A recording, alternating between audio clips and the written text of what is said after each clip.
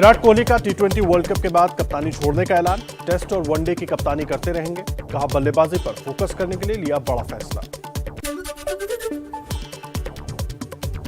विराट कोहली ने कहा, फैसले से पहले मैंने बीसीसीआई के सचिव जय शाह और अध्यक्ष सौरव गांगुली को जानकारी दे दी। रवि शास्त्री और रोहित शर्मा के साथ भी चर्चा की। मैं अपनी पूरी क्षमता से भारतीय टीम के लिए खेलना चाहता हूं।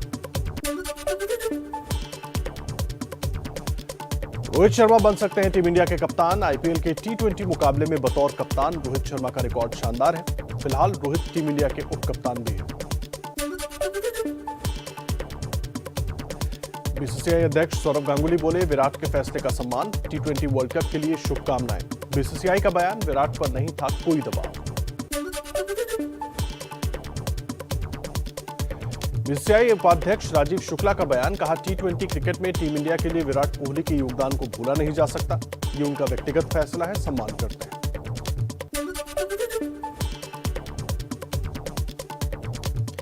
भारतीय टीम के पूर्व कप्तान कपिल देव ने कहा, विराट कोहली के फैसले से हैरान हूं। कोहली का फैसला थोड़ा अजीब लगा। पीएम मोदी का आज 71वां जन्मदिन। इस मौके पर बीजेपी के कई बड़े कार्यक्रमों का आयोजन। आज से 20 दिनों का सेवा और समर्पण अभियान। जेपी नड्डा करेंगे शुरुआत। वाराणसी में पीएम मोदी के 71वें जन्मदिन की पूर्व संध्या पर मां गंगा की विशेष आरती और पूजन। दशाश्वमेध घाट पर 701 दीपों से 71 जन्मोत्सव लिखकर स्वस्थ और लंबी उम्र की कामना की गई। पीएम मोदी के जन्मदिन को लेकर वाराणसी में उत्साह का माहौल। लोगों ने मिट्टी के दिए जलाए और 71 किलो के लड्डू का भोग लगाकर प्रसाद बांटा। बिहार के दरभंगा में नाव पर अनोखे ढंग से मनाया गया पीएम मोदी का जन्मदिन। ये तस्वीरें कुशेश्वर स्थान में कमला बलान और कोसी नदी के बीच जलमग्न दियारा इलाके की हैं। संगम नगरी प्रयागराज में धूमधाम से पीएम मोदी का जन्मदिन मनाने की तैयारी। मोदी के जीवन पर आधारित फिल्म का होगा प्रदर्शन। यूपी के मंत्री नंदगोपाल नंदी की ओर से समारोह का आयोजन। बीजेपी किसान मोर्चा पीएम मोदी के जन्मदिन को किसान जवान सम्मान दिवस के रूप में मनाएगा। किसानों और पूर्व सैनिकों को सम्मानित किया जाएगा। युवा कांग्रेस का पीएम मोदी के जन्मदिन को बेरोजगार दिवस के रूप में मनाने का फैसला। मुंबई में आज युवक ग्रेजुएट का एप्रन पहनकर बूट पॉलिश करेंगे, पकौड़े और चाय बेचकर आंदोलन करेंगे। दुशांबे में हो रहे एससीओ शिखर सम्मेलन को आज वर्चुअली संबोधित करेंगे पीएम मोदी। सुबह 11:30 बजे से 11:45 बजे के बीच बोलेंगे। सम्मेलन में अफगानिस्तान, आतंकवाद और आर्थिक सहयोग जैसे मुद्दों पर रहेगा जोर। दुशांबे में एससीओ बैठक से अलग विदेश मंत्री एस जयशंकर की चीनी विदेश मंत्री से मुलाकात। दोनों देशों के बीच बॉर्डर क्षेत्रों पर डिसएंगेजमेंट को लेकर चर्चा हुई। वैश्विक मुद्दों पर भी बात हुई। चीनी विदेश मंत्री से मुलाकात की जानकारी देते हुए विदेश मंत्री जयशंकर ने ट्वीट में कहा, चीन को भारत के साथ अपने संबंधों को किसी तीसरे देश के नजरिए से नहीं देखना चाहिए। वित्त मंत्री निर्मला सीतारमण की अध्यक्षता में आज जीएसटी काउंसिल की लखनऊ में बैठक। टैक्स दरों की समीक्षा की जाएगी। 11 कोविड दबाव पर टैक्स छूट बढ़ सकती है 31 दिसंबर तक के लिए। सुबह 11 बजे से होने वाली जीएसटी काउंसिल की बैठक में पेट्रोल डीजल को जीएसटी के दायरे में लाने पर भी विचार हो सकता है। पेट्रोल डीजल की महंगाई से परेशान है देश की जनता। वित्त मंत्री निर्मला सीतारमण ने दिल्ली में कल जीएसटी के सवाल पर नहीं दिया कोई जवाब। कहा, अभी सिर्फ कैबिनेट के फैसले की जानकारी देने आए। बैड बैंक के लिए 30,600 करोड़ की सरकारी गारंटी मंजूर होने का ऐलान किया। कांग्रेस ने कहा, हमने हमेशा पेट्रोल डीजल को जीएसटी के दायरे में लाने की बात कही। विपक्ष के दबाव और केरल हाईकोर्ट के निर्देश के बाद सरकार अब झुकते दिख रही है। और आइए अब राजनीति से जुड़ी हुई कुछ खबरें देख लेते हैं फटाफट अंदाज में।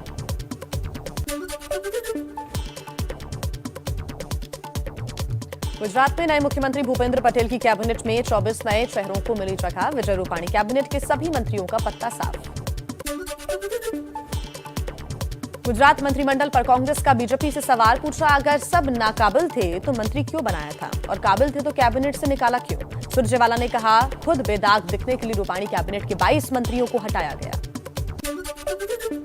केंद्रीय मंत्री नितिन गडकरी का एक बार फिर दिलचस्प बयान। कहा, जब मेरी नई नई शादी हुई थी तब मेरे ससुर का घर सड़क के बीच में आ रहा था। मैंने पत्नी को बिना बताए ससुर के घर पर बुलडोजर चलवा दिया था और सड़क बनवाई थी। मध्य प्रदेश के गृह मंत्री नरोत्तम मिश्रा का राहुल गांधी पर बड़ा हमला। कहा, राहुल जी इच्छाधारी हिंदू हैं। मोदी जी को धन्यवाद देना चाहिए कि राहुल गांधी और ममता बनर्जी मंदिर जा रहे हैं तो केजरीवाल हनुमान चालीसा पढ़ रहे हैं।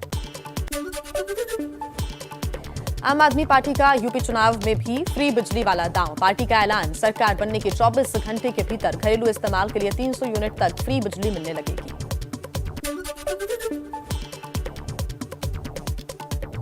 किसान आंदोलन के चलते चुनाव में संभावित नुकसान को कम करने के लिए बीजेपी की योजना तैयार। बीजेपी किसान मोर्चा 15 अक्टूबर से 15 दिसंबर तक चलाएगा अभियान। कल लखनऊ में सीएम योगी किसान सम्मेलन को संबोधित भी करेंगे। यूपी के डिप्टी सीएम केशव प्रसाद मौर्य का अखिलेश राहुल पर तंज। बोले, जो करते थे रोजा इफ्तार पार्टी अब घूम रहे हैं मंदिर मंदिर। उनका मंदिरों में जाना बीजेपी की वैचारिक विजय। बिहार के राजस्व और भूमि सुधार मंत्री रामसूरत राय का दावा। कहा, सीमांचल में बड़ी संख्या में घुसपैठिए बसते जा रहे हैं। दलालों के जरिए बाहरी लोगों को जमीन बेची जा रही है। समीक्षा बैठक के दौरान मिली जानकारी। बिहार के राजस्व मंत्री रामसूरत राय के बयान पर बवाल। जेडीयू के एमएलसी खालिद अनवर ने कहा, राज्य में कहीं घुसपैठिए नहीं है। राय से इस्तीफा देने की मांग की। भवानीपुर उपचुनाव में प्रचार के दौरान ममता बनर्जी का बड़ा बयान। बोली, मैं भारत को पाकिस्तान या तालिबान नहीं बनने दूंगी। मरते दम तक देश की रक्षा करूंगी। बीजेपी पर मस्जिद जाने का वीडियो वायरल करने का जड़ा आरोप। पकड़े गए सभी 6 आतंकियों से आमने सामने बिठाकर पूछताछ। पुलिस को अंदेशा, नवरात्र के मौके पर कहीं धमाका ना हो जाए। खुफिया जानकारी के मुताबिक ओसामा के पिता के पास मॉड्यूल के बाकी आतंकियों के बारे में जानकारी हो सकती है। गिरफ्तार आतंकियों से पूछताछ में बड़ा खुलासा। देश के बड़े ब्रिज और रेलवे ट्रैक निशाने पर थे। कई रेलवे रूट की रेकी भी की गई थी। जीशान ने दिल्ली पुलिस की स्पेशल सेल को बताया कि पाकिस्तान में ब्रिज उड़ाने की ट्रेनिंग मिली थी। दिल्ली पुलिस की पूछताछ में जीशान का बड़ा खुलासा। सूत्रों के हवाले से खबर, पाकिस्तान में ग्वादर पोर्ट पर ट्रेनिंग के दौरान जिहाद के लिए ब्रेन वॉश किया गया। मुजफ्फरनगर और गुजरात दंगों के वीडियो भी दिखाए गए। आतंकी हमलों की आशंका को लेकर दिल्ली पुलिस मुख्यालय में आज एंटी टेरर कॉन्फ्रेंस। 1 दर्जन से ज्यादा राज्यों के एटीएस और खुफिया एजेंसियों के बड़े अधिकारी शामिल होंगे। आतंकवाद के नए मॉडल और खतरों पर होगी चर्चा। सूत्रों के मुताबिक गुमराह करने की कोशिश में आतंकवादी। पूछताछ में अभी तक के बयानों में काफी अंतर। कुछ और संदिग्धों की पहचान हुई, जल्द ही पकड़े जा सकते हैं। मुंबई के संदिग्ध जान मोहम्मद शेख के पाकिस्तानी हैंडलर का नाम आया सामने। सूत्रों के मुताबिक हैंडलर का नाम मोहम्मद रहमुद्दीन। अनीस इब्राहिम के इशारे पर जान मोहम्मद उससे निर्देश लेता था। 6 महीने से चल रही थी आतंकी हमले की साजिश। प्रयागराज में यूपी के डीजीपी मुकुल गोयल का दावा। कहा, एटीएस सूबे से गिरफ्तार संदिग्ध आतंकियों के नेटवर्क की जांच कर रही है। यूपी पुलिस और दूसरी सुरक्षा एजेंसियों को अलर्ट कर दिया गया है। कांग्रेस नेता राशिद अल्वी का सरकार पर निशाना। बोले, चुनाव से पहले ऐसी गिरफ्तारियां राजनीतिक फायदा उठाने, नफरत फैलाने और माहौल खराब करने के लिए की जा रही हैं। पठानकोट में पंजाब हरियाणा की सीमा पर कड़ी चौकसी। हर गाड़ी की हो रही है चेकिंग। 2 दिन पहले सीएम अमरिंदर सिंह ने टिफिन बम केस में 4 और लोगों की गिरफ्तारी के बाद जारी किया था हाई अलर्ट। अकाली दल आज कृषि कानूनों के खिलाफ काला दिवस मनाएगा। दिल्ली में रकाबगंज गुरुद्वारे से संसद तक मार्च को नहीं मिली है अनुमति, लेकिन पार्टी का शांतिपूर्वक मार्च निकालने का ऐलान। सुखबीर बादल 10:30 बजे शुरू करेंगे मार्च। चलिए अब किसान आंदोलन से जुड़ी कुछ अहम खबरें आप तक पहुंचाएं तेज रफ्तार में। पंजाब से दिल्ली आ रहे अकाली दल के कार्यकर्ताओं को बहादुरगढ़ से लौटाया गया। तकरीबन 20 बसों और 40 गाड़ियों को वापस भेजा गया।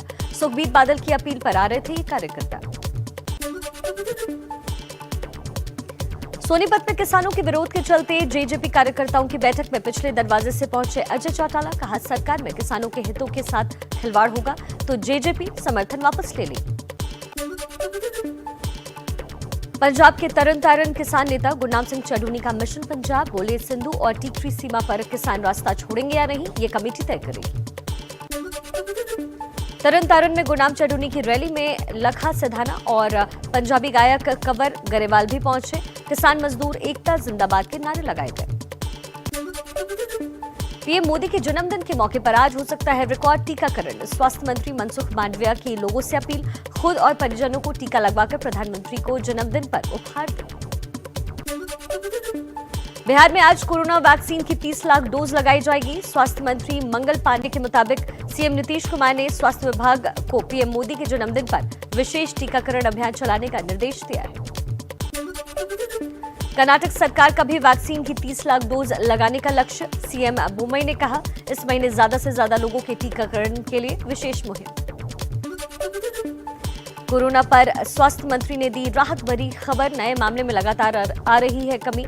11 हफ्तों से संक्रमण दर 3% से नीचे, लेकिन अक्टूबर-नवंबर महीने में देशवासियों को मास्क लगाने और ज्यादा सतर्क रहने की सलाह भी दी गई।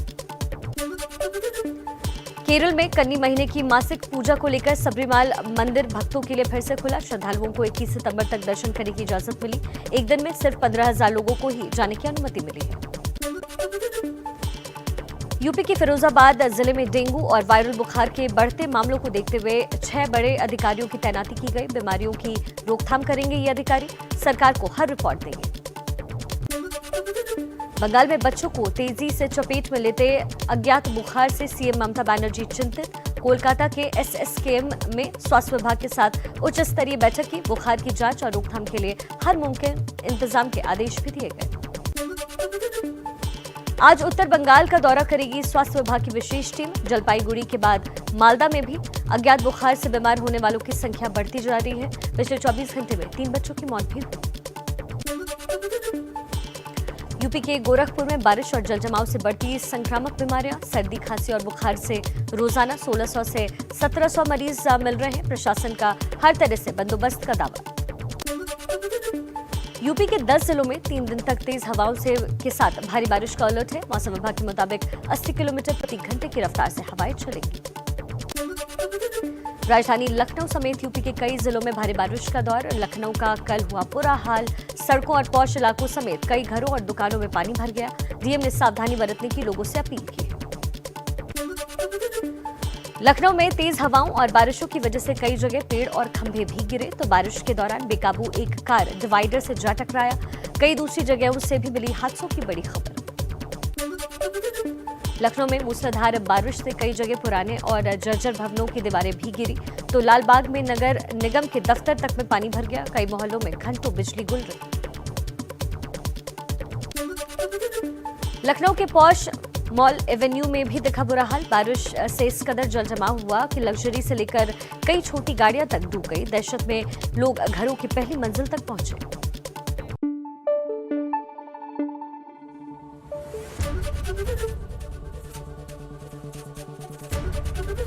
एबीपी न्यूज आपको रखे आगे।